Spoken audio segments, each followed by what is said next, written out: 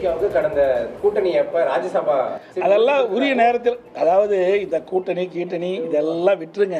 நீ தேவையில்லாத கேள்வியெல்லாம் கேட்க வேண்டாம், புரியுதா? அது யார் சொன்னால் நாங்கள் தான் சொன்னோமா? சொல்லுங்கள் பார்க்கலாம். நாங்கள் தான் சொன்னோமா? யாரும் சொல்கிற கேள்வியில் எங்களை கேட்காதீங்க சார். நாங்கள் ஏதாவது வெளிப்பட்டணுமா? தேர்தல் அறிக்கை வந்ததில்லை, நாடாளுமன்ற தேர்தல் இருந்ததில்லை. தேர்தலில் என்ன வெளியிட்டோம்? படித்து பாருங்கள். அப்படி தான் நடந்துக்கும் சார். 2026 தேர்தலில் பாஜகவோட கூட்டணி சேர்றதுக்கு அதிமுக பேச்சுவார்த்தையில் ஈடுபடுறதா ஒரு தகவல், ஒரு செய்தி. நான் தான் நேரத்தே சொல்லிட்டேன், அதிமுக திராவிட முன்னேற்ற கழகத்தை வீழ்த்துவதற்கு தயாராக இருக்குது. எங்களுக்கு ஒரே எதிரி திமுக தான், மற்ற எந்த கட்சி எங்களுக்கு எதிரி கிடையாது, புரியுதா? திமுக வீழ்த்த வேண்டும், அதுதான் எங்களுடைய குறிக்கோள். ஓட்டுகள் சிதறாமல், அந்த சிதறுகின்ற ஓட்டுகள்லாம் ஒருங்கிணைந்து திமுக வீழ்த்துவதுதான், மக்கள் விரோத ஆட்சி வீழ்த்துவதுதான் அதிமுக தலையாய் கடமை. அதுதான் நாங்கள் வருகிற 2026 நடக்கும். நாங்கள் பாஜக கீஜாக்களை 6 மாதம் கழிச்சு கேளுங்க. அதாவது எல்லாமே யூகத்தின் அடிப்படையில் கேட்குற கேள்வி. இதுக்கு என்ன பதில் சொல்ல முடியும்? நாங்கள் தான் சொல்லிட்டோமே, யாரெல்லாம் அங்கே இருக்கிறாங்க, யாரெல்லாம் இங்கே இருக்கிறாங்க, எல்லாம் 6 மாதத்துக்கு முன்னால் சொல்லப்படும். இது ஒன்றும் மறைச்சிட்டுலாம் செய்ய முடியாது, வெட்ட வெளிச்சமாக செய்யப்படும், செயல்படுத்தப்படும். இதில் எந்த மாற்று கருத்தும் கிடையாது. தற்போது இதுதான் நிலை. இன்னும் 1 வருஷம் இருக்குதுங்க தேர்தலுக்கு. அதிமுக பொதுச் செயலாளர் எடப்பாடி பழனிசாமி செய்தியாளர்கள் சந்திப்பின் போது பாஜகவுடன் கூட்டணியா என்ற கேள்விக்கு மழுப்பலாக பதிலளித்திருக்கிறார். இது தொடர்பான கூட்டணி பேச்சுவார்த்தை எல்லாம் 6 மாதம் கழித்து கேளுங்கள் என்று செய்தியாளர்களுக்கு மழுப்பலான ஒரு பதிலை கொடுத்திருக்கிறார். இது பற்றி நம்முடைய கருத்துக்களை பகிர்ந்து கொள்வதற்காக மூத்த பத்திரிகையாளர் தராசு ஷியாம் அவர்கள் தொலைபேசி வாயிலாக இணைந்திருக்கிறார். ஷியாம் சார், வணக்கம். வணக்கம்.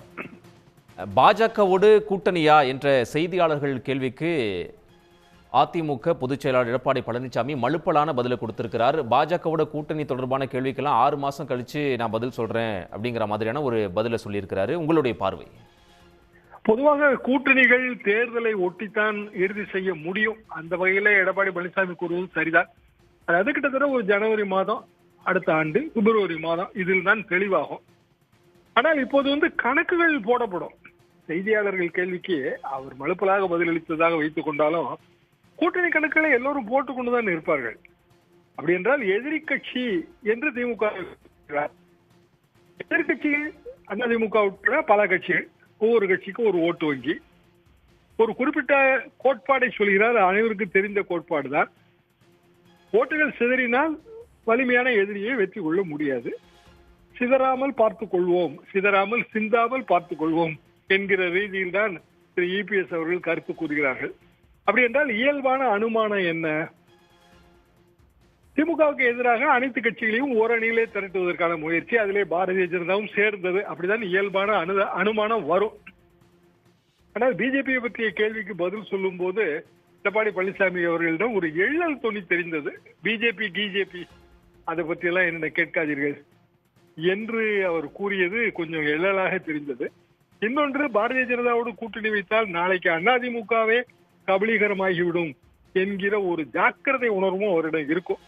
ஏனென்றால் பிற மாநிலங்களிலே பாரதிய ஜனதா அதன் கூட்டணி கட்சிகளை எல்லாம் கொஞ்சம் கொஞ்சமாக கரைத்து விட்டது. அப்படியான ஒரு நிலைமை அதிமுகவுக்கு வந்துவிடக்கூடாது என்கிற ஒரு எச்சரிக்கை உணர்வு எடப்பாடி பழனிசாமிக்கு இருக்கும். அதே நேரத்தில் ஓட்டு சிதறினால் மீண்டும் திமுக ஆட்சி தான் வரும்.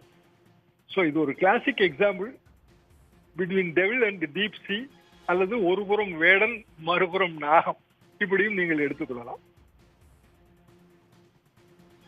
நன்றி சார், இணைப்பில் வந்தமைக்கு மிக்க நன்றி. உடனுக்குடன் செய்திகளை தெரிந்து கொள்ள சன் நியூஸ் பெல் ஐகானை கிளிக் பண்ணுங்க.